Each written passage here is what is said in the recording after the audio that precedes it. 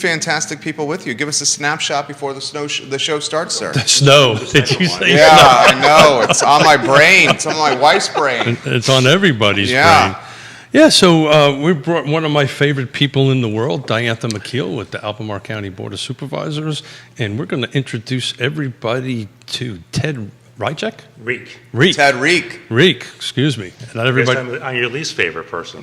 A transit expert, and I found a man with tremendous sense of humor. Well, that's needed here. Yeah. The sense of humor. But we're excited. We talk all the time on the show about the crossroads between housing and transit, and how you can't really have one without the other. And so I'm super interested to tap into that big brain of yours and see what you can do. Some ideas on figuring out how we can meld the two together. You didn't know when you were coming to the show that you'd get so many compliments, huh?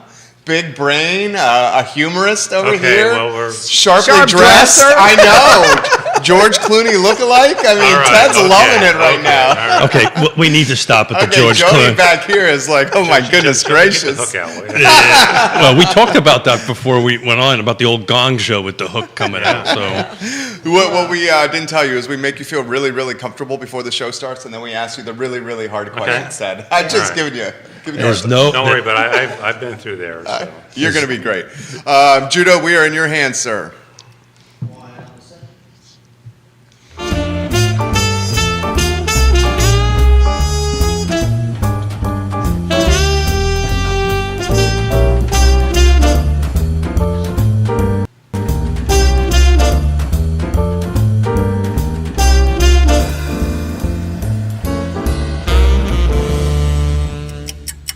Good Friday morning, guys. My name is Jerry Miller, and welcome to Real Talk here on the I Love Seville Network. We are live in Charlottesville, the Commonwealth, the country, and the world, folks, and we have a fantastic program lined up for you. Of course, Real Talk today presented by our friends at ISC, Interstate Service Company, for over 60 years, proudly serving the Charlottesville, Albemarle County, and Central Virginia community. We are powered by the good people at Segura Solar. And I'll tell you what, I'm super excited for this program for a number of reasons. Not only do we have some big-time influencers in this community, Supervisor Jaunt is in the house for her second rodeo.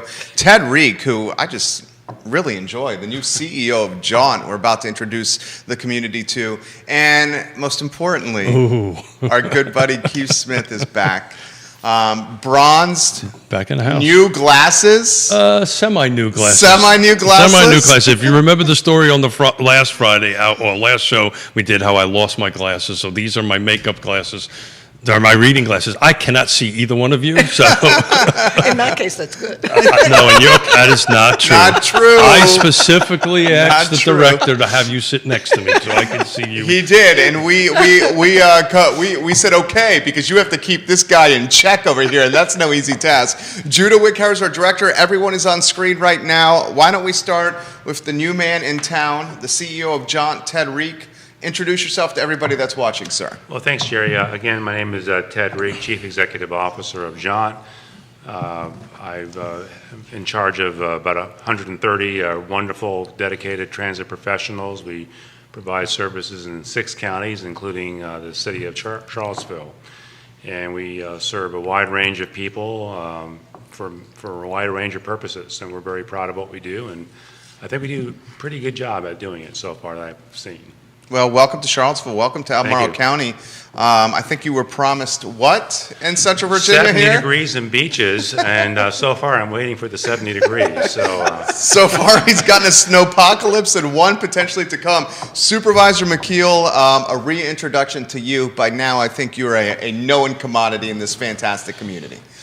Well, first of all, I would like to say happy birthday to Keith. Oh, thank you. Nicely done. I understand. So now you know the other reason why I had to sit next to me. Flattery will get you everywhere with Keith Smith. Totally. You just stopped there? Yes, I'm Jaunt McKeel. I am on the Board of Supervisors representing the Jack Jewett Magisterial District. I have been on the Board of Supervisors for 8 years, starting my 9th year, which is amazing to me to think about. I did represent the Jewett District on the school board for 16 years, which is adds even more amazement to me, but makes me feel very old. But anyway, and I am a retired school teacher and a retired nurse. Professionally, my background was nursing and education. Fantastic. And ended up in the political world many, many years ago because of an interest in health care that was happening in the public schools. Always wanted to ask you that question. We see each other quite regularly, virtually these days. It's great to see you close and in person. But how did you make that transition? How do you make that transition from the medical field to the political field? I mean, that's a big transition. Well, I think what happened quickly was that we still had smoking in our schools. 24, 25, 28 years ago. So. Really? And as a nurse, I was very concerned that smoking was taking place within the buildings. And so I joined. In the classrooms? Well, not in the classrooms, Okay. but the teachers and the students. Okay. So, at the high school level. I mean, was in the buildings and on the I think grounds. you had to be 18, right? Yeah. Or something. Okay. Or you were And the supposed to teachers, be 18. I've spent in my life a lot of time in two different types of lounges, teachers' lounges and the nursing lounges. And in both places where I could go like this and cut the smoke. Oh, yeah, sure. Right. So I applied for and joined the Albemarle County Health Advisory Board because I wanted to deal with smoking in the schools. And one thing led to another, and I was elected to the school board, and now ran for Board of Supervisors. But we did change the policy of smoking in the schools. Thank goodness. Took a long time, but But that's a prime example how somebody can get involved Yes, and exactly. make a difference, right? Right. You don't have to have a background Right. in Right. political science or whatever Right. the background. You can just say, hey, this was important Yeah. to me, and you got involved. Congratulations. Yeah, Good, yeah. good for you. Then that was it. And I was lucky in that the supervisor that was representing the Jewett district at the time, Karen Powell, was appointed, and we were switching to elected, and Karen didn't want to run for election. And I said, well, if you're not going to, then I'm in. I will. I'm in. So I was waiting for you to say, well, I've been doing all this to sit next to me and have Oh, a conversation about definitely, it. But Keith, I was definitely. trying to lead you along. You weren't following along at all, but that's okay.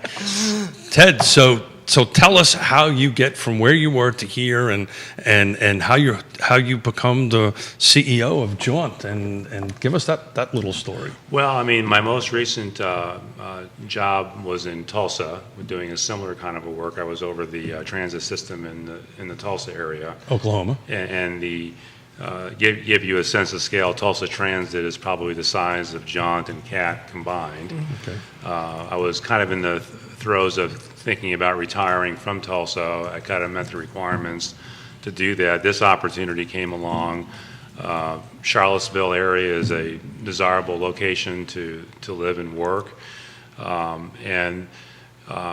Even though Tulsa Transit is like CAT and Jaunt combined. How so? Well, on a budgetary basis, I think the combined budget of the two agencies is around $20 million. If you throw in UTS, it's probably a little higher than that. Tulsa's budget is around $25 million, but it's 4 times the population of Charlottesville. So on a per capita basis, you guys do a lot more for transit than Tulsa does. Really? Interesting. Plus That's your a great stat. That plus is your interesting. plus your Yeah. trajectory in terms of what you want to create a regional transit authority. I find that very exciting. Now, Tulsa wants to move in that direction too, but you guys are several years ahead, and that kind of got me excited about being able to help this community realize its transit aspirations. You've got a very good team of people already on the ground here, and hopefully I can be of help in shaping that and moving it forward. I know you've only been in the seat for a pretty short period of time. How's the ridership between Tulsa and here?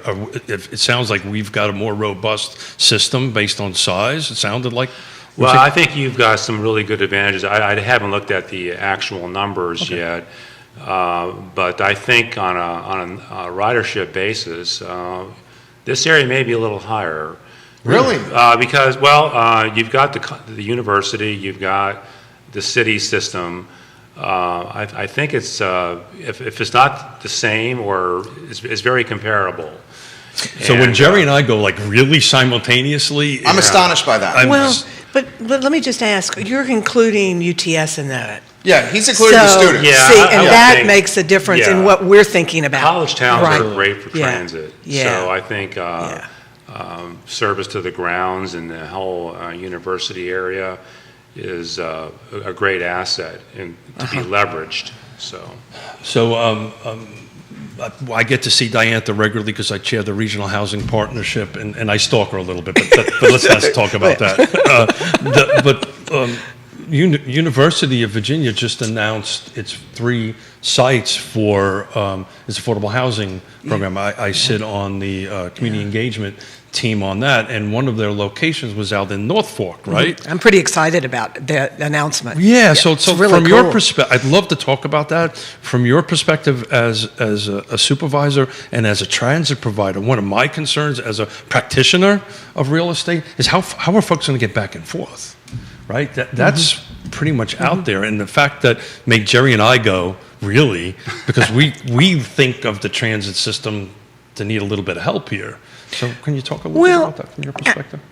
At first blush, I would just say, remember the old expression, build it and they will come. Oh. Sure. So Field of dreams. There you go. Well, we don't have that transit worked out right now because we haven't had the housing built. It's a chicken and egg thing. Exactly. That's exactly right. So, but we do have, and I want to give you plenty of time to chat about this, but we right now have several groups working on transit we have an Albemarle County transit program happening right now to study transit just within Albemarle County, right? And then we have a regional transit group working both under consultants, different consultant groups, and working on transit for Then you have the the Regional region. Transit Partnership. And then, and some of that's flowing through Yeah. the Regional Transit Partnership. We're looking forward to Ted joining us for his first meeting this month. And so that work is in place right now. It's not completed, but, and we are certainly talking, both groups are looking at 29 North. Yeah. Because in Albemarle County, that's where our population is located, right? And that's our population center. But so that's going to come, I guess is what I'm saying. So we have questions coming in already for Ted Reek. Absolutely. And we have we have 3 media outlets in town watching here. So this is a question that I think should be asked. How did you get recruited here? Yeah. How did you, what was your impression of Charlottesville and Albemarle County in Central Virginia? The recruitment process?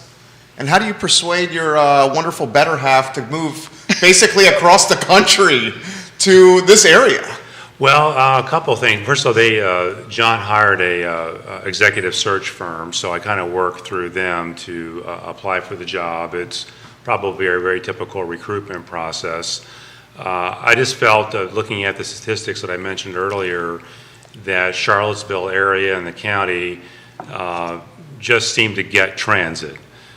You want to do something with it in a way that many communities don't get it. So I thought that was a very exciting opportunity to do that. My wife, we were not from Tulsa or Oklahoma, so we didn't have any actual ties in the city or the state. So the decision to move to this area wasn't that difficult. And I came here for the interviews, and I brought my wife in for some for some house hunting or whatever. And it's a beautiful area. You have a lot more trees than they do in Oklahoma. Yes, we do. And we learned that about 10 days ago. And a lot of them have fallen now. I guess there's a downside to that, but no, it's a great community. We love the downtown mall, and the people have been incredibly friendly. Your great proximity to the mountains and to some major areas. We just realized you could take a train to D.C. or New York City, and my wife says, we're going to a Broadway show on the train. So I think... So you're going? Well, at some point we will. I don't know if they're open back up yet or not, but... Ted, I can speak so- very highly of that. My wife and I use the train regularly to go up to New Yeah. York, as you can tell by my accent. And give them your tip about the train. Yeah, so, there's a couple of tips on Yeah. the train. One, and talk about transit, right? That train route from Lynchburg to, I think it's the Northeast Corridor 171 up to Boston is super popular. Yeah. If you want to get on that train, you better book it a bunch of weeks in advance. Really? Okay. You just don't decide to do it a day or two ahead. And we do on the business thing, and it's only Business class. business class. Yeah. And it sounds fancy, but it's only like about 20, 30 bucks more. Yeah, that's right. And what it is, it's a quiet car, right? So if you want to, that's what we do. We take our train up. Our daughter lives in Connecticut, and our grandkids in Connecticut. We take the train up there. It's a stop right in front of their town that they're in. You know, we love it. We go work on the way up, work on the way down. By the way, that's working. And that's what we do too. Greg and I have done that numerous times, not over the last couple of years, but up until the pandemic, we would. But do yourself a favor. If you guys want to do it, book it in advance. Yeah. Okay, well, that's good news. And do get, Yeah, and do good get one of the advice. private cars just because it's more comfortable and it's not hardly any, Well, it's they- not very much more expensive at all. Compared to flying. Right. Yeah. Right. Driving, Yeah. you know, but... No, I'm saying the difference in the car, in getting a car, The general The- admission versus the step up. exactly. Yeah, that's Oh, what yeah, it's it's like. only about 20 $30. Yeah. But they have $20. assigned seats too now. Oh, okay. I Which didn't realize that. Which Yeah. helps. Which Yeah. helps quite a bit. Yeah. Okay, good. So, how about So we're this? on transit. Yeah, we're on transit, and this is a fair question as well here. Obviously, we hope we're coming out of this pandemic, still in the midst of it.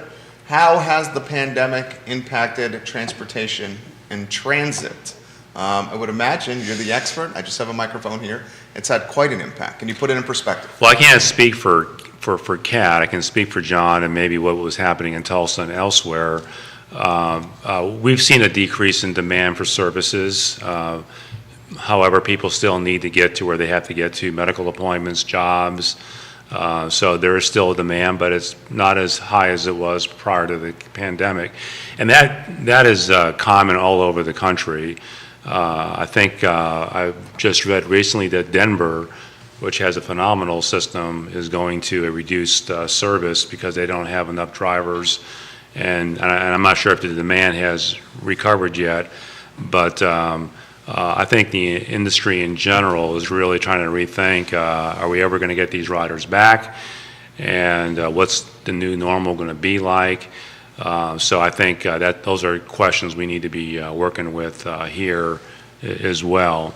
So how is your driver situation going on? It's awful. I mean, not only the pandemic has really tightened up the supply, and all the economic issues associated with Of drivers, you're referencing. Of drivers, Yeah. but there are more opportunities for people to be a driver. Even 5-10 years ago, if you wanted to drive, it was either a truck or a bus. Now you can drive your car and do Uber, you can do Lyft, you can do DoorDash, Amazon. There's all kinds of driving opportunities. So if you're in the market for a driver, if you want to be a driver, that's your aspiration, you've got lots of choices. So that makes us work harder at Jaunt to not only create a competitive wage rate, but also an environment that makes you want to be there because you're doing something really good for the community.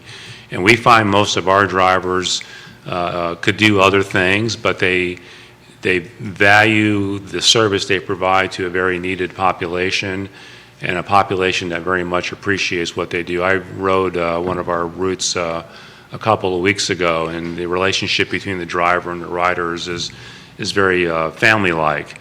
And they know each other's by their first name and their birthdays and anything else you want to know about it. So we have to work hard at Jaunt to create that family atmosphere that not only pays people a good wage, living wage, but also creates an environment that they feel appreciated and they know they're appreciated by what they do. Go ahead. I was just going to say, to follow up with this, and I'm, excuse me, and I'm speaking of transit in general, not Jaunt specifically, but with every bad thing that happens, like a pandemic, there's also some good that can come of it if you take advantage of it, which sounds kind of wackadoodle. But we've been trying in this community to figure out for several years how to create transit as fare-free. Mm-hmm. Right, that was the idea, was knowing that we needed it to be fare-free. And the pandemic and the changes and the money that we were able to receive through grants and all through the pandemic, we now have and can guarantee folks fare-free transit with CAT, and specifically I'm talking about, for 3 years, which to my way of thinking, if you're trying to find a little grain of that's a positive. Positives. Yeah. That's right. A little grain of hope here. That's really good because, of course, we're trying to get more people on those buses, and if they're not having to pay now, obviously it's not free. It's fare free because at the end of the day, free to the customers, but you still have overhead. Yes, exactly. Right. Still got to run. But I'm just so that is one of the positives that I've seen come out of the pandemic. Well, forces innovation. Mm-hmm. And lots more, too. Yeah. Yes, absolutely. So, yeah, you're absolutely right. We have Neil Williamson, President, Free Enterprise Forum, with questions here. How important, and this is from Twitter, Neil, we love the engagement on Twitter here. How important is Farebox revenue to transit operations, which we're touching on right now? Well, go ahead. In most communities, the fares is a relatively small part of the right. budget. In Tulsa, CAT was a fraction of the budget.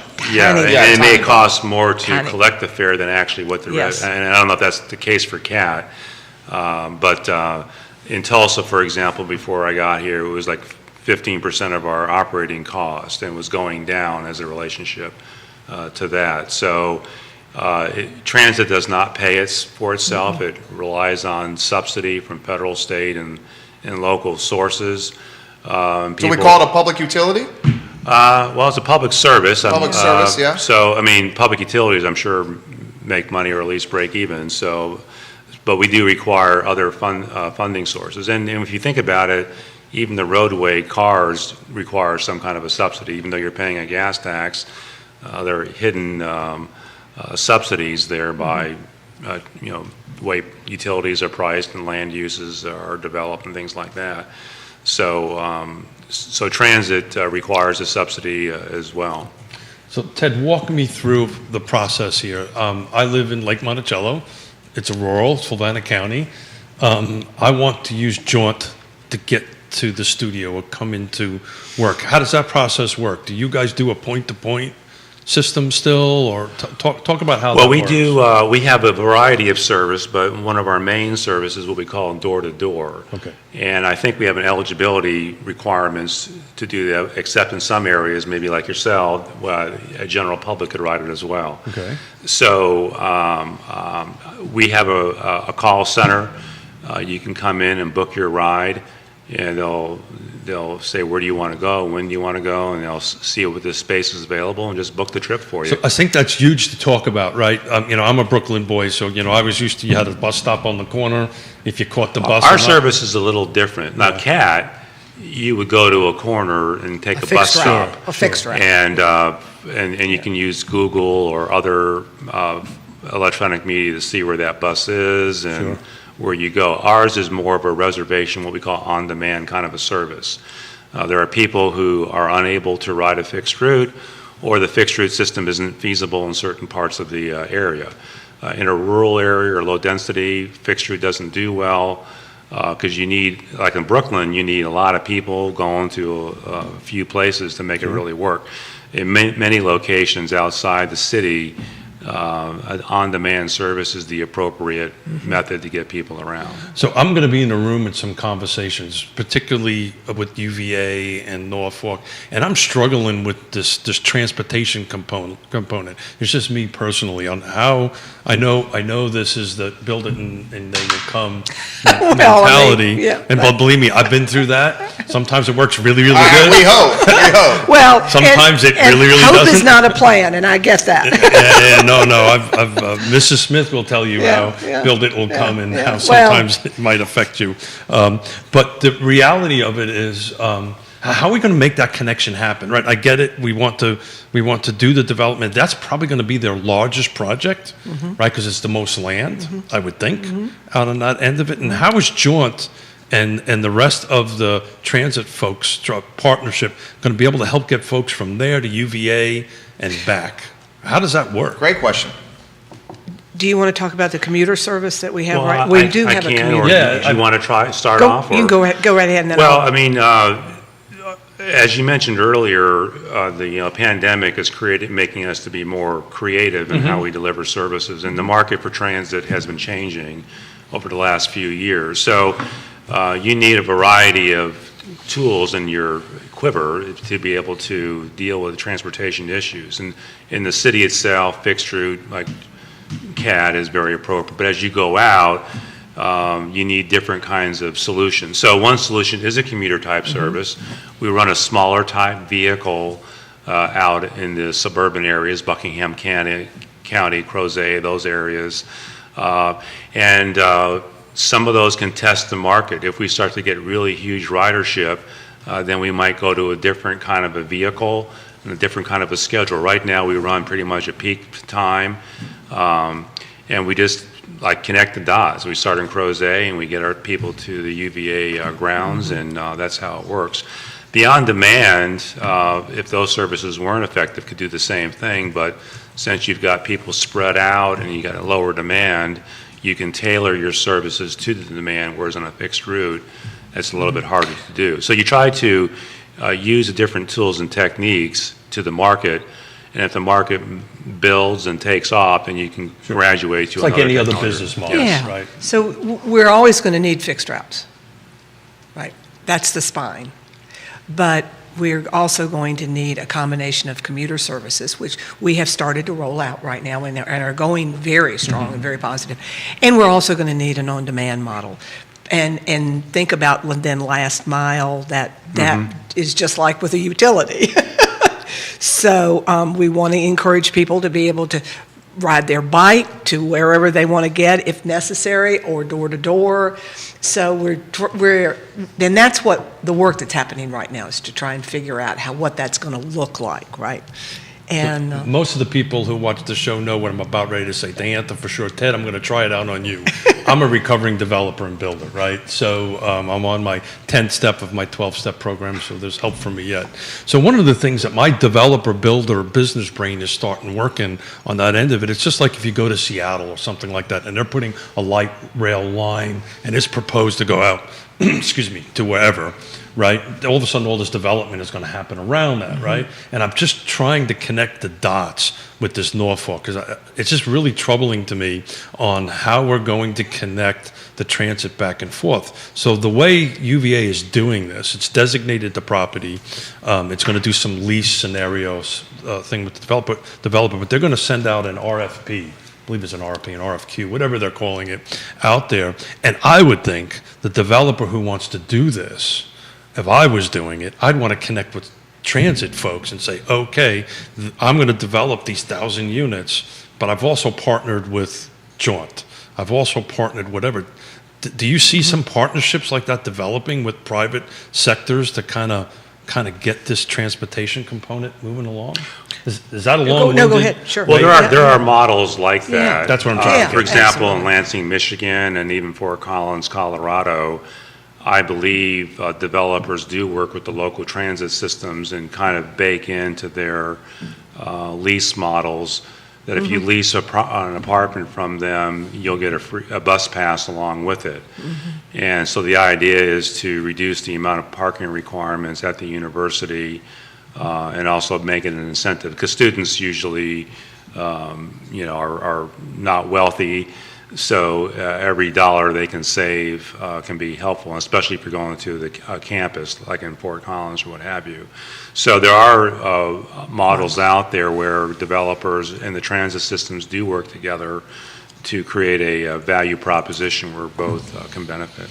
Yeah, my brain is just turning. I'm trying to figure out how you put these two things together and make this happen. I do believe in build it and they will come, but if you don't exactly bring them along with you, I'm not so sure how successful it Well, is. in the reality is why I said that, Keith, is because what we have is we have a lot of proposals that come to us for new developments, and people say you can't do this because there's no transit. Well, there isn't any Absolutely. transit because there's no houses or any development, but once we get it, then we can provide, that's where I was going. So most people do not know this. I know you Yeah. know this, Diantha, but to get some VDOT funding, you have to connect it to a subdivision. There has to be a rezoning. There has to be some sort of, and that's where the build it and they will come, and it's in the smart scale, in the smart scale system. Boy, and that smart scale system that was developed has Oh, yeah. been the best. I would hope that we keep it. Well, I was fortunate enough to be part of the first one done Right. in this state out in Yeah. Flavanna County, Yeah. and what a world of difference Yeah, it Huge, was. huge impact in Fluvanna. yeah. This from a Crozet Community Advisory Committee member, Mark McKinney, as a question for Ted. How will the reduction of funding for operating assistance and grants impact the future of Jaunt? And he references something from the newspaper, Daily Progress. Jaunt owes the DRPT a little over $968K, and the agency will have a reduction of $430K in operating assistance for fiscal year 2022. The state is also canceling a grant for 23 light-duty transit vehicles that was awarded a $1.8 million in federal money and $361K in state money. Well, I think it's not news. Jaunt ran into some trouble in the last year and a half, and we're in the process of sorting all that out. I believe we're still in a good fiscal position to maintain our services. As I mentioned earlier, our demand for services are lower, but we're able to maintain some of our local funding at a level that will allow us to continue, at least for the time being, some of the services that are referenced. So we were able to pay back, we've already paid back the state, the overage, and we've been able to handle that through using some of our reserves. The vehicles, for the time being, may not be a problem because with demand being down, the vehicles aren't being run as much, and therefore we're not hitting that useful life wall that we might have otherwise hit.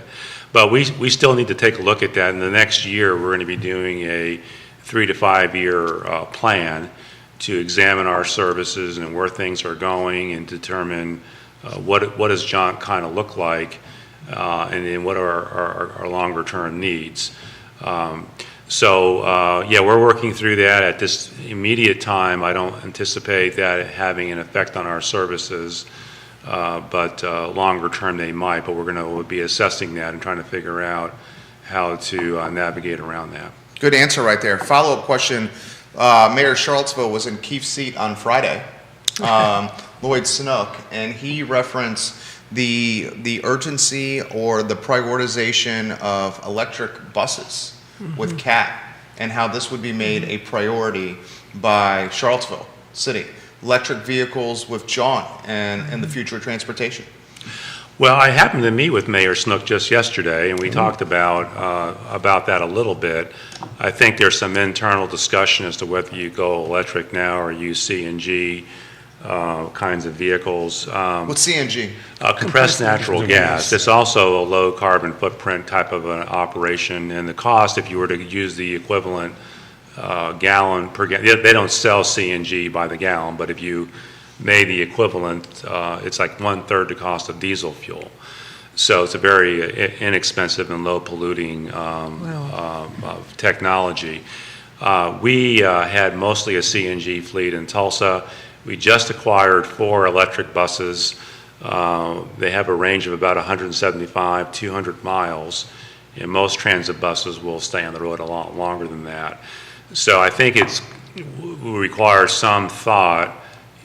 This was my advice to the mayor. He didn't ask for it, but I gave it to him anyway. And the meeting just ended quickly after that. But I said it may be worth to do a study to take a look at that, whether the root system in Charlottesville would be amenable to an electric vehicle.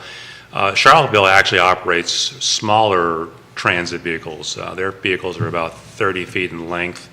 The ones we operated in Tulsa were 35, 40 feet. Mm-hmm. And the technology for the larger vehicles in the 40-foot range is more developed, has longer range. When you get to the smaller buses, I understand the range of a vehicle is not as much. It's how much batteries it has. How much batteries. Now, there are technologies to get around it. There's something called fast charging, sure, where you could pull up to a location and I think 15, 20 minutes get recharged. Right. But those charging stations cost $1 million each. Sure. So you're going to have to think through what you want to do.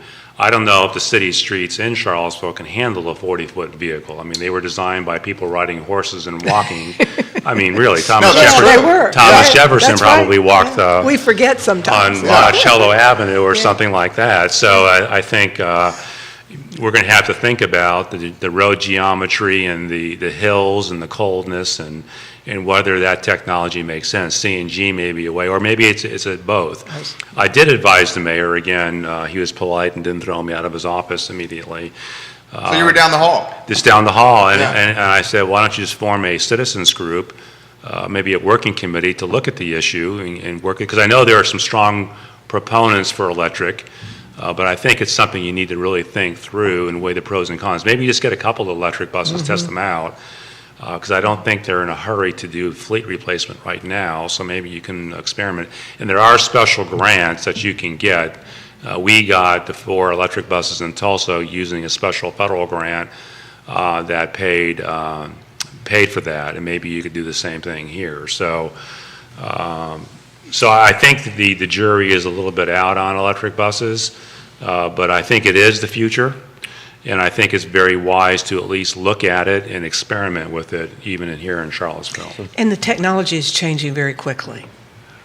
So go ahead. I was just going to say that what I've heard Cat Express is concerned that for the now and looking ahead 4 to 5 years when the technology is caught up, but the time it takes to build out the infrastructure and the expense when you're talking about 4 to 5 years, which is not 20 years, right?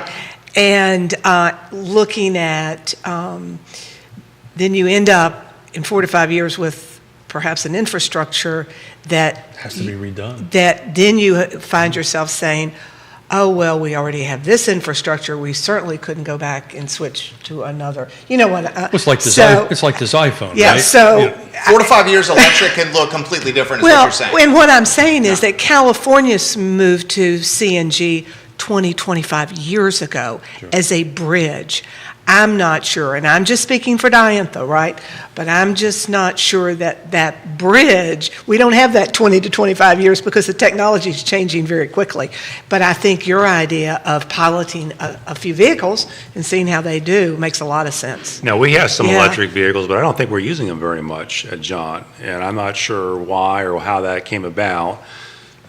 So, again, the smaller vehicles at this time are not as robust and have the range that a bigger vehicle does because the battery sizes are different and that kind of thing. Something that will be helpful, though, I think will be interesting, the Albemarle County Public Schools have committed to several electric school buses. Now, they're not on here yet because the funding doesn't happen until July 1. They're hoping to have them by the start of school. It'll be interesting to see how those electric school buses operate in our community. That'll be maybe. But I think their routes are a little shorter. I think I may be wrong, but well, it would depend. Yeah, some of those routes are pretty robust. Well, now the routes for Charlottesville school buses system. I got it. Yeah, that's the Charlottesville Public Schools. I'm talking about the county. Yeah. And our buses drive 14,000 miles a day. Oh my God. The county that's the whole fleet, though, right? That's our whole fleet. But I'm just saying divided by that. But we're driving. So it's a pretty robust system, and we're going out into the county and flat. So it'll be interesting to see how those electric buses perform once they're online. That'll be something to look at. So while we're staying on electric EVs, Jerry and I have been debating this for probably 100 shows or 200 shows on how the advancement of EVs, electric vehicles, and the reduction of their price is going to impact the housing industry, is going to impact how folks are going to buy and sell homes. Because, if you look at the C&T model that I sent out to everybody, where you can price, where you can put in a zip code and it tells you this is what your average transportation cost is, this is what your housing cost. Because transportation costs, if I lived out in Fluvanna County or in Waynesboro or whatever, is a big part of getting back and forth. And it erodes your savings that you got from home ownership purchase. You may get something more affordably 30 to 40 miles from the epicenter of employment, but you're eroding that savings and wear and tear in the vehicle, and even more importantly, the opportunity cost of your time. Oh, absolutely. So I'm hung up on this North Fork, and I just plugged in that zip code into this as you guys were chatting. So the housing cost is 35%, and the transportation is 19%. So the total between housing and transportation on average is 53% of folks' income. Right. Well, That's there's right. a group called the Center for Neighborhood Technologies. Is that what that is? That's exactly what that is. I think they have a threshold. If it's over 40%, that same metric, Sure. 43%, then you're in a difficult situation. I don't know what Charlottesville is, but Tulsa is like around 50%. Ironically, places like New York and D.C. are I think, below 40%, and they're notorious for being expensive places to live. So I think that's important, because we always think about transit users as people without cars, but there's a group of people who have a car because they have to have a car. And they have to choose between, do I pay the rent, do I get food for my kids, or do I keep the car on the road? And a $400 or $500 bill on a car sets these people back. So transit can provide an opportunity to eliminate that issue and give people an opportunity to build wealth, to buy the houses that they're selling. And I think that's the message that transit can do for people, not only the environment, but give people an opportunity to build wealth. And that's a story that I don't think is told very much in our industry. And that's kind of why I brought it up, and it's kind of where I wanted to go. And I sent out in our pre-show email that link, and Jerry's going to drop it in there. It's super important, because we're having these real world at people's dining room tables. Hey, look, I have a job at UVA. I can't afford in Charlottesville. I can't afford in Crozet. I'm looking at Waynesboro, the Tree Streets, or whatever it is. But I don't know how much my vehicle cost, how much of my fuel costs. I plug in the zip code in this, and on an average, it'll tell them.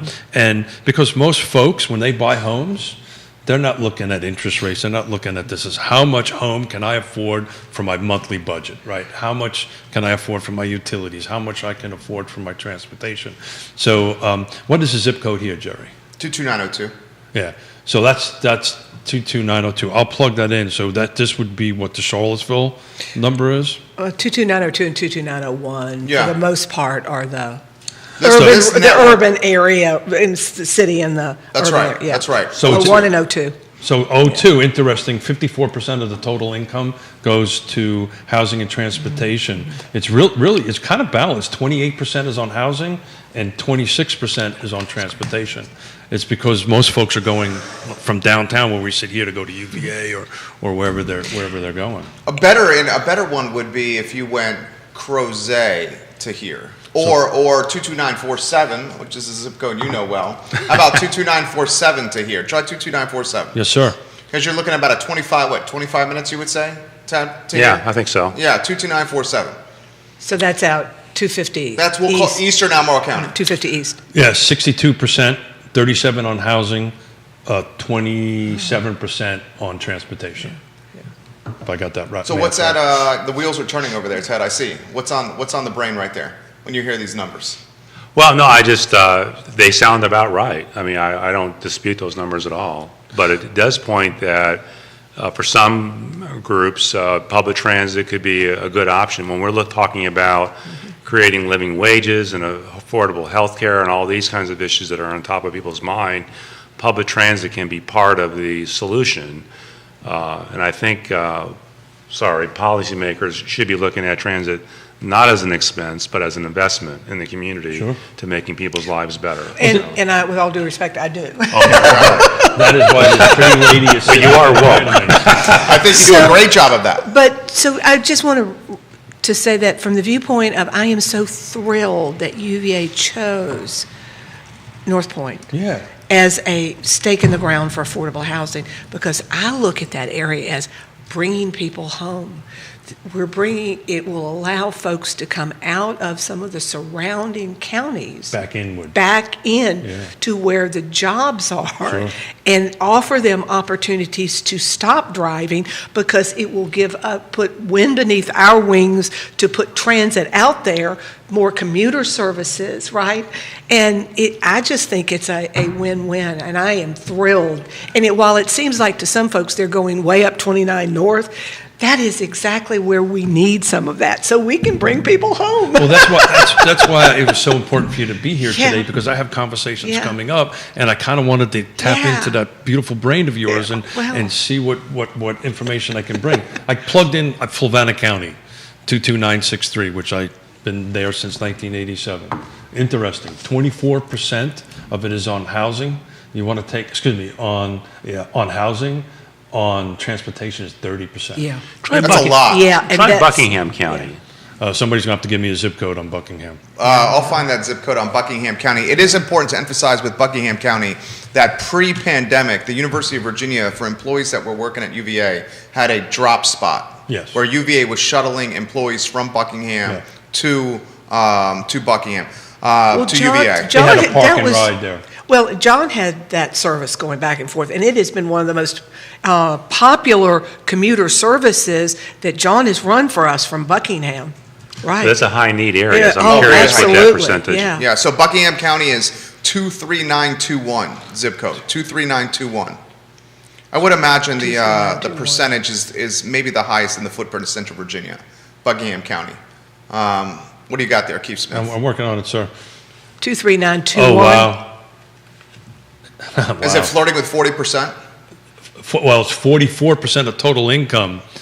Only 19% is on housing, 25% is on transportation. Because they have to See, travel that's so what far to get a happens. job. And people Yeah. really don't think about that when they're saying, oh, well, I'm going to go to where the housing is less expensive. Right. And they move to these areas, and then all of a sudden, Well, we talk about trusted Yeah. advisors all the time Yeah. on the show, and that's why you have to hire a trusted advisor to help. Yeah. Because if they're saying, well, hey, I Right. I can't do the math as quickly as in my head, but if I'm out in Buckingham County and I'm paying $225,000 for a home or $175,000 for a home, but my transportation is this, and if you can say, look, if you can spend a little bit more and get a little bit closer, here's You'll the math. save long term. Here's the math. Here's the math on that. So this calculator, this product is a useful tool to help folks figure it out. And you can actually break it down by, how much gallons. It's a pretty neat little program. Kelsey's watching the program. She lives in your district, Supervisor Bakil. Kelsey, we love when you participate and ask questions on our shows. Thank you kindly. This is a good question. How do you determine locations for Jaunt from a pickup drop-off standpoint? Is it associated with density? And how do you consider adding new ones to Central Virginia? Well, Jaunt is primarily an on-demand service, so we're going to come to your place of residence and take you to your destination. So we don't really worry about stops per se. Now, we do have a couple of commuter routes, and what we try to do is figure out the most efficient route to get from point A to point B. And we look for locations along that route where it's safe to stop and there's some density there. So it's not an exact science, but we do try to match. So if there's an apartment building, along the route, we'll put a stop there as opposed to an empty field or where probably would not have as much demand. So it's kind of looking at land use and those things. Here's a follow. I think what's happening here is and I'm also in this ballpark. There is perhaps a bit of confusion between the dynamics of Jaunt and Charlottesville Albemarle Transit and right, CAT. and CAT. So That's maybe right. we need to identify the Right. dynamics there, how they complement each other and how they are different, Jaunt Okay. and CAT. Well, CAT is primarily a fixed route system, which means you look on a map, you know where the route's going to go. You consult a schedule. It tells you when the bus is going to arrive at a certain location. It's a very good system, and it has frequencies, a bus every 10, 15, 20, 30 minutes, depending upon the bus route. And therefore, you match your travel needs to the schedule. So if you need to get downtown and you live in southern Charlottesville, you try to figure out which route will get you there in time. So it may or may not be convenient depending on the frequencies of the But that's route. a traditional model. Yes. The That's model you traditional. have, and that's the reason I wanted to talk about this Right. point to point. And Jerry and Yeah. I's chemistry is working because that's literally where I was going to go next. I'm out in Buckingham County. I'm inverted on what I'm paying for transportation versus housing. How can you help me? How can you help me change those numbers? How does that process work? Well, I think if we can get people to use the transit, we can lower that transportation factor Sure. significantly. Even though you're paying a fare for the bus, when you add it all up, the cost of riding the bus for lower economic people especially is a good deal. And by freeing up that money allows you to make other decisions in your life about maybe getting a better house, maybe better food, because there's food deserts everywhere. So if you're able to afford fresh vegetables and fruits, It's a good thing. Yeah, it's a good thing. It has good health outcomes. Sure. So that's why transit's an investment, not an expense. So if we can put it in areas where people actually need it, or high cost areas, we can lower that threshold and give people better choices in their lives and make better communities, I think. Overall, this housing envelope we talk about really requires four kind of high level pillars to it. It's your health, your education, your transportation, and then the housing industry on the end of it. You can't have one without all the others coming together. But I think it's important to get out there that if you live out in Buckingham County, there's help. Right? And they need to reach out to you guys via your website or a phone number, and I'm sure we'll drop that in there. There's help that you can help. I think part of let's just call this what it is. We as Americans are car-centric, right? I think part of what would have to be helpful here is hiring a really good PR and marketing company to help try to start changing some of that mentality, because that's part of it. You get this, it's the reason why EVs aren't happening. You get this range anxiety, right? I'm going to run out of charge, right? Or, hey, if I'm coming into town today to work, but I got to go to the doctor's, how does that work? And how do I get back home? Yeah, I think that's an excellent point, and more points being made on very good questions. I find transportation fascinating. Evidently, the viewers and listeners, Tad, find transportation fascinating, which makes you smile. I can see right there. Here's a follow-up question from Thomas. Is the future of transportation bus stop-based or on-demand appointment-based? Both. Sorry. Oh, I like that. Perhaps Supervisor McKeel wants the answer right there. Did you see me throw my voice? For my next act. Go ahead, Supervisor McKeel. No, I'm just saying it has to be a mix. Yes. Okay. We both agree with that. I mean, it's like many things. There has to be a balance, and not one service is going to work in every situation. So we're going to have what I call the spine, fixed routes, and then we're going to have a mix of on-demand, which is that I think of Jaunt as an on-demand model, and there are other forms of on-demand. But it's going to take both, and that's what we're looking at in this community right now. And then you mix into that the commuter services for people that need to leave in the morning and come home in the evening. But So it's going we're to take talking all about of the that. technical end of things, Yeah. right? How to connect the dots. What I'm talking about is how do we change the mindset? My wife is from Austria. Of riding public transportation. Driving I transportation. grew up, right. Yeah, my wife lives in a rural part, because from a rural part in Austria that there has not been a house built in 250 years. The brewery celebrated 750 years. I can come out of my mother-in-law's home, get on a bus, get to a train, high-speed train, and be in the airport and never put myself in a car. Ted is the expert. I would imagine how you would change the mindset or the stigma is making it more consistent and reliable? Well, I mean, that's kind of the holy grail of transit, is how do you change minds? I think people value convenience, and it goes to your point earlier about land use. Yeah. If you have a suburban type development that is not conducive to transit, you can't just step out and, like you say, and board a bus on a high-speed train. You need a denser land use pattern. Are Americans open to living next to each other in condos and row houses? I don't know. That's a big change. This is right up Neil Williamson's alley, who's commenting here, and you can imagine Supervisor McKeel what he's commenting right here about expanding the growth area and increasing density. Well, and I would say increasing density, and we certainly are trying to do that in our development area, but lots of pushback from the residents.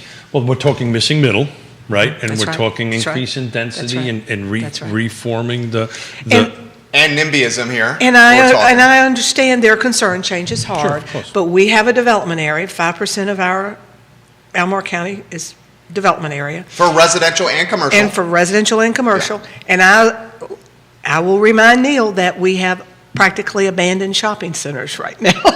So, we know of one really big one. so when we talk about $120. expanding the development area, let's fill up those abandoned shopping centers and some of these other areas first. That's a fair counterpoint right there. That's a very fair counterpoint. It is, but not to bore just saying. Not to bore Ted with the red tape, green tape conversation. But you have to make this. Is this where you reference the 24% number? Something. The cost of a new home, 24% of it is associated with red tape? Is that what you're going to say? No, Our chemistry is working right here. no. I'm just going to drink coffee. But no, it's Shenandoah Joe's coffee, our favorite kind here. Dave Fafara. So yeah, look. So these things are multi. If it was simple, I have our magic wand, Exactly, right? right. Poof, Yeah, please right, fix it, and right. it's done. It doesn't work that way.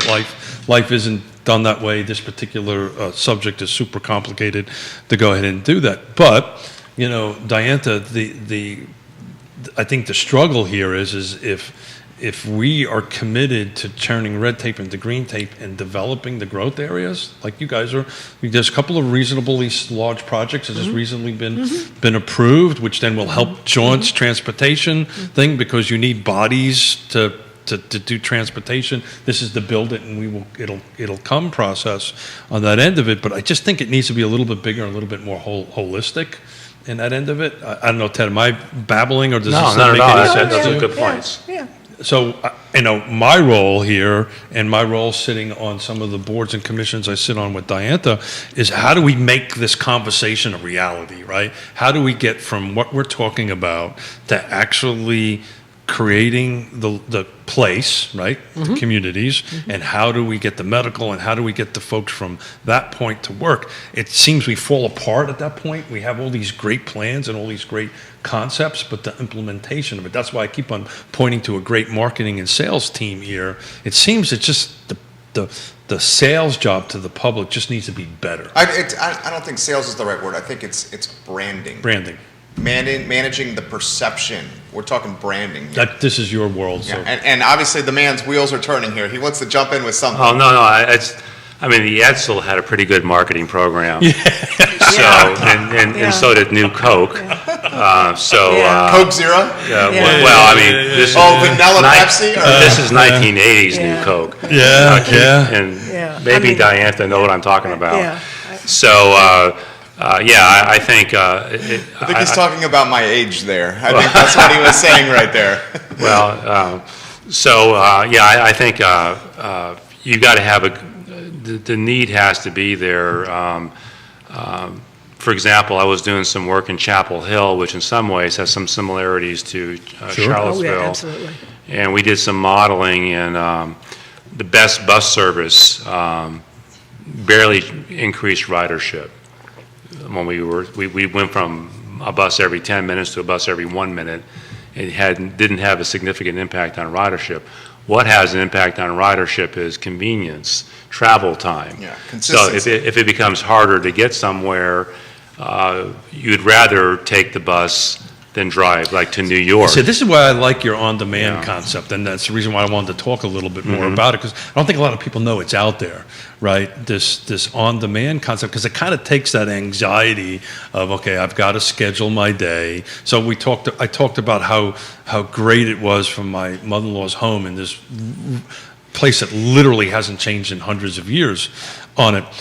But your life is built around, okay, I've got to schedule the bus here. So out of your normal work day or your normal day, you're spending a ton of time planning your travel, right? Which is fun when you're on vacation. It's fun when you're going to visit. But if we're going to do an 8, 10, 12-hour day and several hours of it is planning, I think that's a little bit of the anxiety. And maybe that's from my perspective. I don't know if that makes, you have a perplexed look on your face. Maybe. Well, I mean, the technology has advanced so much. I mean, Oh, yeah. if you can use Google Maps and plan out your trip Yeah. on transit. I think it's here in Charlottesville, but we had it in Tulsa for sure. Again, point A to point B, can I get there on transit? And if the system is set up right, Google Maps will tell you where to walk to catch the bus, when is the next bus going to arrive, how long is it going to take you to get to your destination, and you got to walk again. I'll tell you it works So- here because I use it when I bike around town. Okay. So it works. I haven't had a chance to check it out, but if you say it does, then it does. So. It does. Supervisor McKeel? I was just going to say that's one of the things that we have talked about a lot at the Regional Transit Partnership is how to get our transit services and to make sure that while everybody has different systems, technology systems to control, that for the user just goes to one. It's seamless. And yeah. it's seamless for them. And that's been, in the past, has been a struggle. I think we're getting there. But it's critical that I, as a rider, don't have to go to 3 or 4 apps and 3, Well- and we're much closer to that than we were at one point. That leads me to something that, is on the brain here. If we had better, maybe better is not the right word, more efficient economies of scale with transportation locally. I mean, we have CAT, we have UTS, we have Jaunt, we have a number of options. What if they were, So we have 5 transit systems. Okay. This is getting to my home turf.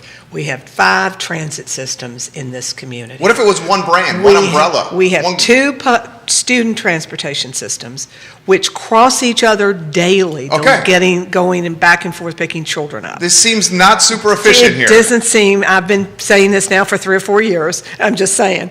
And then we have UTS, and we have CAT, and we have Jaunt. That's 5 separate transportation systems in this community.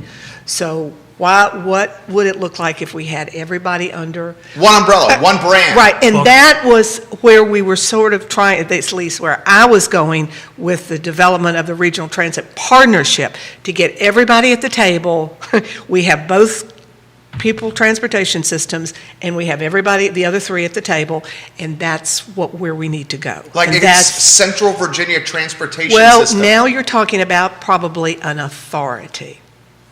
Well, That sort of brings you to perhaps the discussion around an How authority. does an authority fit into your wheelhouse, Ted?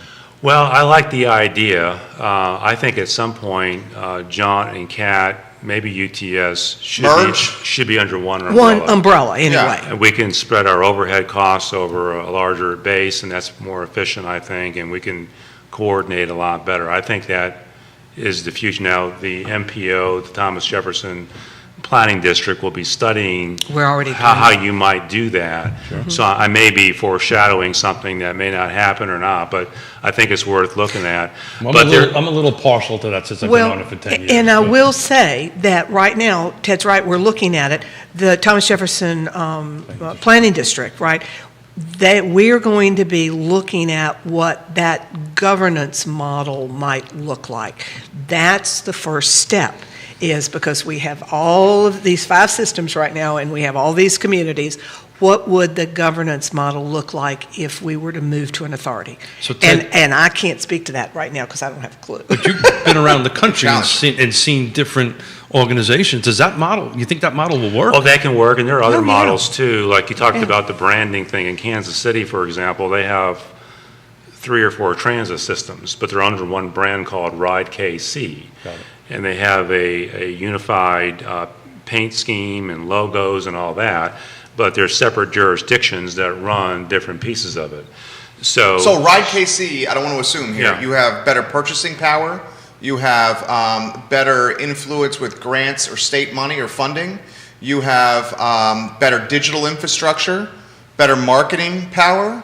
Well, I can't speak to all those details, but they do have unified marketing. I think there is a regional call center, so if you live in one jurisdiction, you can one call, one click to get the information you need. They have a mobile fare app on your phone that you can pay, and I think it works on all the different systems. But also from a human resources perspective, it's a lot easier with that's the called large. vertical Well, integration. I was going to Logic. say, and from my viewpoint as an elected official, I've been playing whack-a-mole with the school division and with county government in transit for years about Charlottesville raises their salaries for their bus drivers, then Albemarle, we are just constantly playing whack-a-mole. Well, and then people are jumping. That just happened. And people are jumping back and forth. If we could get an authority or everybody under one umbrella, we could have the same salary scale, we could be paying people the same, and that.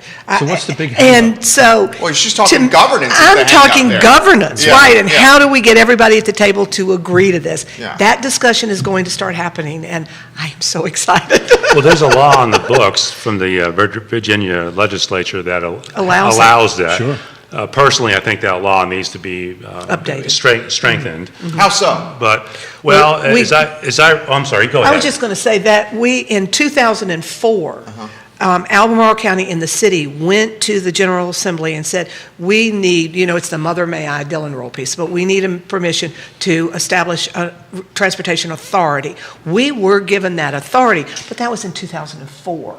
So what Ted is talking about is that enabling authority needs to be looked at from the viewpoint of 2022 and how it might change, and then we need to look at what the governance structure would look like. And I'm sorry, I think I interrupted you. What you said is great. And my quick review of that legislation, I don't believe there's a funding mechanism included in there now. It's not, there's not. If there is, it escaped me. So that needs to be addressed, even if it requires some sort of a referendum of voters to do that. There's bonding authority in there, but there's no way to pay for the bonds. And that's why we gotta look at failed stuff like last that. time. In 2004, we got the ability, and the Charlottesville and Albemarle were at the table, and where it fell apart was, where do the funds come from? Yeah. And at about that time that we were there, that was in 2006 and 2007. I was on the school board, but having said that, the players were at the table, and then the recession hit. And they said, we certainly can't fund it now, and they all walked away. So would a Central Virginia transportation system, and if it's just even branded that, need the supervisors from all jurisdictions to come into one room and agree on this? Or is this associated with Dillon Rule and Richmond?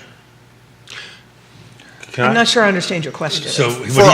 Go ahead. So what he's asking, will the state allow the 6 jurisdictions or To 5 do this. to do this? Well, you already have it. We have it. That's what we did. In 2004, we were given the authority. Okay. Right, the two. Well, but you have it even better than that. Jaunt is a multi-jurisdictional agency. Already. So if we wanted, we could even change Jaunt's name to Central Virginia Transportation System. Right. But we have to get the And my leaders. marketing person is saying, oh, God, no. But what we have to do is we have to get the Makes you leaders in the valuable. jurisdictions to agree that this is what they want to do. But the structure is But there. the structure is there. We can Yeah. get there if Yeah. we wanted to. Yeah. So to answer the question is that the state has already given you permission to do this. We just Right. haven't done it Right. yet. Now, we do think, and I Goodness think gracious, Ted's does anyone right. know this? I think They do Ted's now. correct in that our ability to do it needs to be looked at again through the lens of, this is 20 years later. Yeah. Right? And so how have things changed and how do we need to update that? And Well, that may need to go back. I don't know. Sometimes- It may need to Sometimes go the old back. law may be more in favor because it's got a little bit lighter. Well, I can explain now in a nutshell how things are changed. The cost of housing has never been more expensive. Yeah, yeah. Fuel costs has never gone higher. And how about the cost of new vehicles? We've never seen Oh, yeah. a If you higher can get price. 'em. If you can get them. Get 'em, yeah. I mean, good night. You know what? And this puts in perspective. I have a 2020 Ford Explorer. I went on one of the online sites and they appraised it digitally for me. I can sell the 2020 Ford And make Explorer money. for $5K more than I bought it for right now. And I drove it for 18 months. Think about that. So how would that impact public transportation, potentially, the cost of vehicles essentially being unattainable now, and if you can get them, like you said? Yeah, I haven't looked at the pricing of transit vehicles lately. I know they've been going up a lot, especially if you want to buy the new technologies like electric and stuff like that. Well, I mean, pivoting demand to your service and away from vehicles because they're so expensive. unattainable. Well, there's probably other ways to get around it, but yeah, that would be a challenge. I Yeah, don't so have the a- reality of that, Jerry, is that your ridership probably isn't buying brand new vehicles, right? They're buying used vehicles. I see what you're saying. Right, and then not only is it the vehicle purchase of it, it is, I got to put fuel in it, that's where this whole 24-30% of ridership cost is coming from. When you take a dive into those numbers, oh my God, the tranny just went on me, right? And I don't have that money to replace that. At some point, I want to get back to the merger conversation because I personally have some experience about this on an affordable housing thing. So, but I think that's the point Jerry was trying to. Yeah, that is the point yeah. that I was trying to make there. Yeah. Stephen Johnson, watching on the Jaunt page, says maybe we should call it the Charlottesville Area Regional Transit, then we can ride around on go-karts. That's how he said. Charlottesville Area Regional Transit, CART, go-karts. You're very much appreciated by the viewers and listeners here watching the show. They said they find you fascinating. So what are some of your short and long-term goals for Jaunt? Well, I don't know how long I'm going to be there, maybe 3 to 5 years, but I would like to get us to the Regional Transit Authority. Right. That's what's really kind of That's drove me here. Whether it's a merger or some sort of a unified branding, I don't know what that will be, but I think my goal is to do that.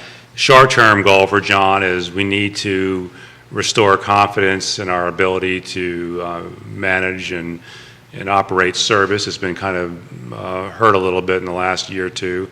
It's a great staff. They don't deserve to have gone through what they have gone through, and we need to get through that, and people need to see them for what they are, a fantastic group of people.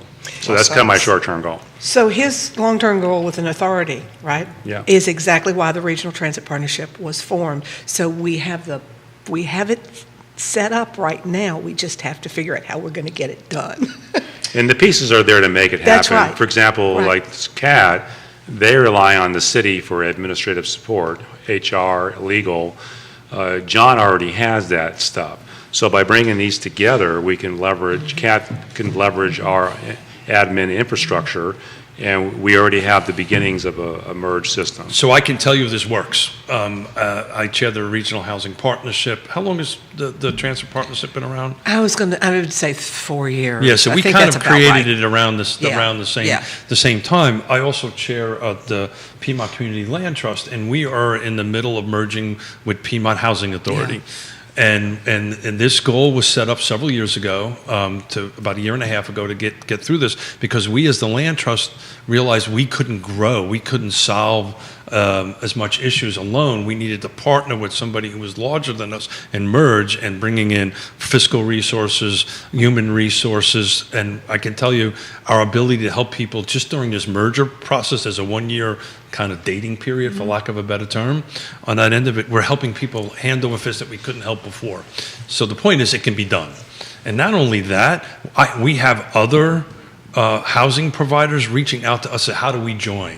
So I think if you can start with 2 and get a merger started, Proof of performance. There you go. There's your pop. So I'd like to get back at some point, and I don't know how much time we have. We have but a few more minutes. I'd love to get back to the marketing piece just for a minute, because you could have the greatest marketing plan in the world, with all due respect, Keith, but if my constituents drive down the road and they see a CAT pole in the ground with no pad and no shelter and no bench to sit on, they're going to say to themselves, why would I do this? In the rain, Yeah. when the rain coming down, they're going to drive by and say, boy, I'm glad I don't have to ride a bus to work today. But right? Diantha- And so the best, there are structures and things we're working on right now to get in place that.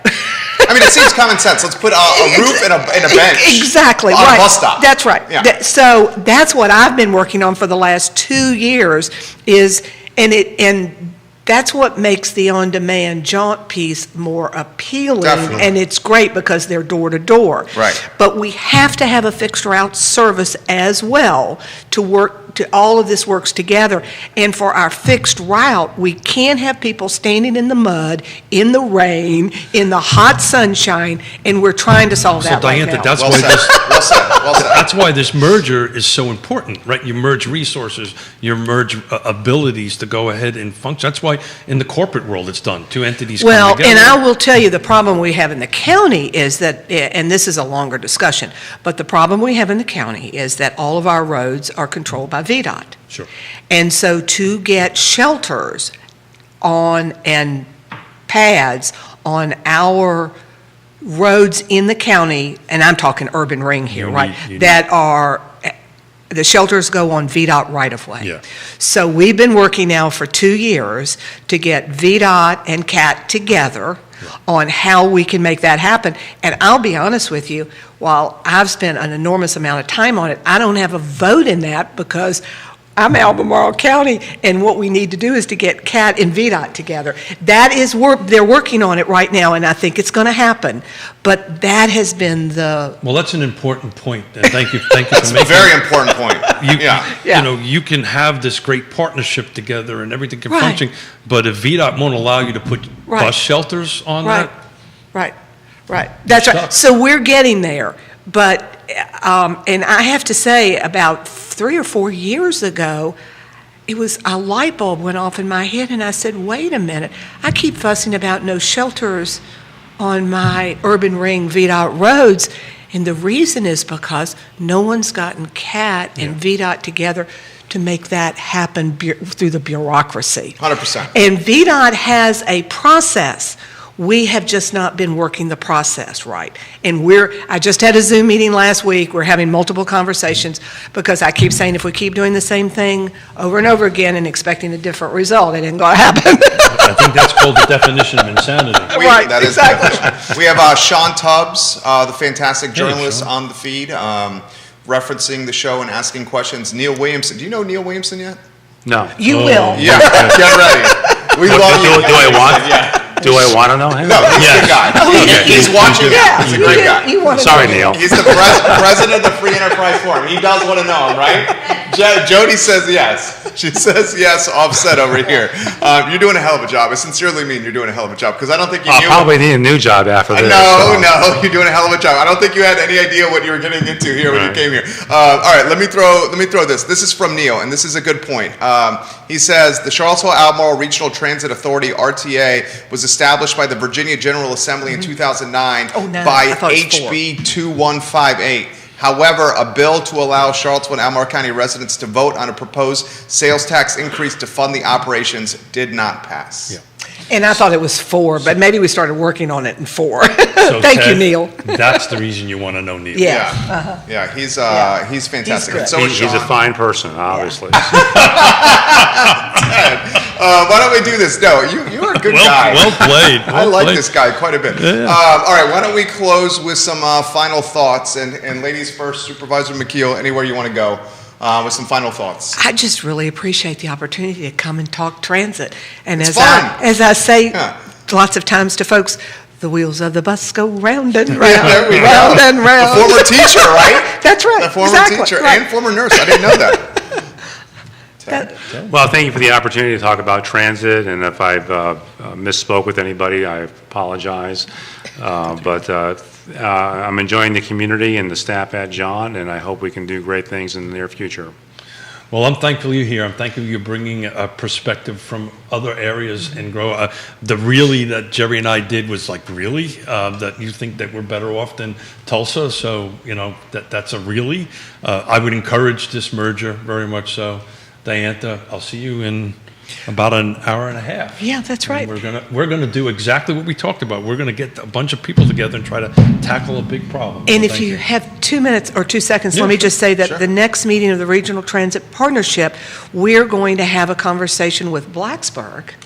And we have representatives from Blacksburg, and we're going to be on a Zoom about their transit system, which is a much more centralized. You know, the university and the city work together on their transit, so we're going to be talking about that model and asking them questions.